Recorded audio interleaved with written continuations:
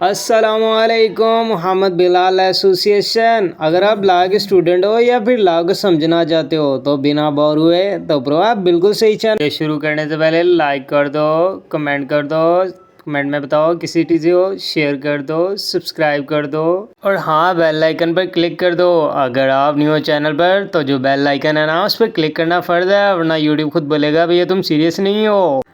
10 9 لا student ready ہو؟ Future lawyers note سے آر پین چل رہا ہے، دماغ آن، سی آر پی سے ready, focus. Are you ready? Let's go.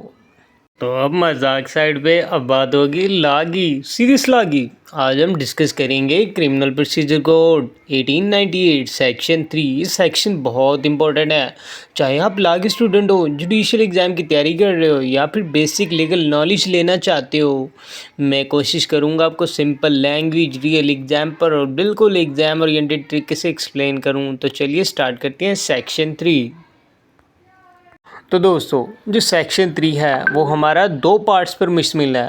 2 parts ہمارے کون کون سے ہیں؟ اس میں جو فرسٹ پارٹ ہے وہ reference to code of criminal procedure and other repeal enactment, مین کے ضابطۂ فوجداری اور دیگر منسوخ شدہ قوانین کے حوالہ جات. اس سیکشن 3 کے پارٹ 1 میں ہمیں بتائے گئے ہیں، یعنی ضابطۂ فوجداری اور دیگر منسوخ شدہ قوانین کے حوالہ جات کو. تو ہم اسے ریڈ کرتے ہیں. In every enactment based before this code come into force in which reference is made to or to any chapter or section of the Code of Criminal Procedure Code, Act 25 of 1861 or Act of 10 1872 or Act 10 of 1882 or to any other enactment hereby repealed, such reference so as far as may be practical be taken to be made to this code or to its corresponding chapter or section. تو دوستو یہ ہمیں بتا رہا ہے کہ اس ضابطہ کے نافذ ہونے سے پہلے منظور کیے گئے ہر ایسے قانون جس میں ضابطۂ فوجداری ایکٹ 25/1861 یا ایکٹ 10/1862 یا ایکٹ 10/1882 یا کسی اور ایسے قانون کا حوالہ دیا گیا ہو جو اس ضابطے کے ذریعے منسوخ کر دیا گیا ہو، تو جہاں تک ممکن ہو ایسا حوالہ اسی ضابطۂ فوجداری 1898 یا اس کے متعلقہ باب یا دفعہ کی طرف سمجھایا جائے گا.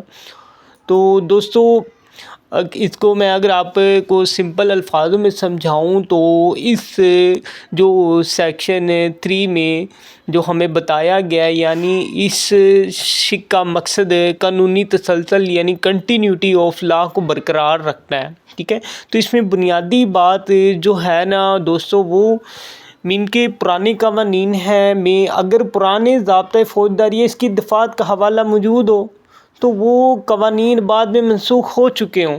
ٹھیک ہے، یعنی ایسے حوالہ جات جو کہ نئے ضابطہ فوجداری 1898 کے متعلق متعلقہ دفعات کے طور پر سمجھائیں گے، تو فائدہ جو ہوگا وہ عدالتوں کو پرانے قوانین کی وجہ سے ابہام یا رکاوٹ کا سامنا نہیں ہوتا. تو مقدمات میں یہ اعتراضات نہیں اٹھایا جا سکتا چونکہ پرانا قانون منسوخ ہو چکا ہے، تو اس لیے حوالہ بیکار ہے. ٹھیک ہے، تو قانون خود بخود نئے ضابطے کے مطابق ہم آہنگ ہو جاتا ہے. تو اس طریقے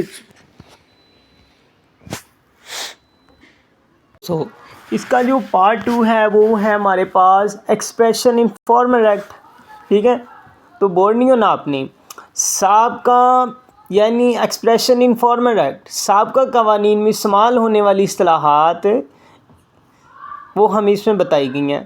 تو ہم اس کو ریڈ کرتے ہیں. In every enactment pass before this code come into force the expression officer exercising or having the power or the full powers of a magistrate, یعنی اس ضابطے کے نافذ ہونے سے پہلے جو بنائے گئے ہر قانون میں جہاں یہ الفاظ استعمال ہوئے، ٹھیک ہے، مجاز افسر جو مجسٹریٹ کے اختیار یا مکمل اختیار سے استعمال کر رہا ہو، یعنی subordinate magistrate first class, subordinate magistrate second class, تابع مجسٹریٹ فرسٹ کلاس اور تابع مجسٹریٹ سیکنڈ کلاس. تو آگے shall respectively be deemed to mean, تو ان سے بالترتیب جو ہمارا مراد جو لی جائے گی وہ یہ ہے کہ magistrate first class, magistrate second class, magistrate third class, یعنی پہلے یوز ہوتا تھا سب ordinate magistrate first class, subordinate magistrate second class, تو اب اس کی جو اصلاحات بعد میں چینج ہوئی، تو اس میں بعد میں ہمیں magistrate first class, magistrate second class, magistrate third class, ٹھیک ہے، تو سابقہ قوانین میں استعمال ہونے والی اصطلاح جو کہ جوائنٹ سیشن جج سے مراد ایڈیشن سیشن جج سمجھی جائے گی، تو اس کا جو بنیادی مقصد ہے وہ یہ ہے، میں آپ کو بتاتا ہوں کہ اس شک کا مقصد یہ تھا کہ پرانے قوانین میں استعمال ہونے والی پرانی عدالتی اصطلاحات کو نئے ضابطۂ فوجداری 1898 کے مطابق اپڈیٹ کیا جائے گا۔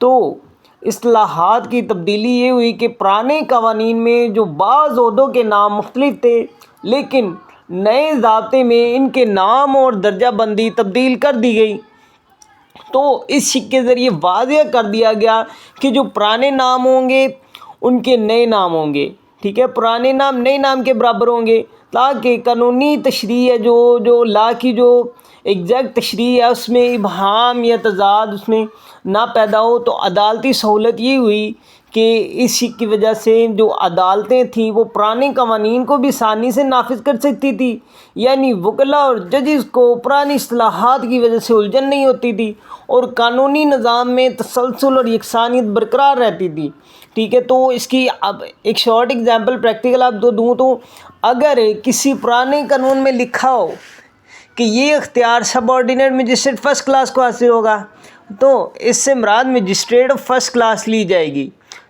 ٹھیک ہے۔ تو یہ تھا ہمارا سیکشن 3 کا پارٹ 2۔ تو یہ آج تک ہمارا لیکچر یہاں تک تھا، سیکشن 3 ہمارا کور ہو چکا ہے۔ اگر آپ کو میری یہ ویڈیو اچھی لگی تو اس کو لائک، سبسکرائب، شیئر، کمنٹ کرنا مت بھولیے گا۔ دعاؤں میں یاد رکھنا، اپنا خیال رکھنا۔ تب تک کے لیے اللہ حافظ، ملتے ہیں نیکسٹ ویڈیو میں۔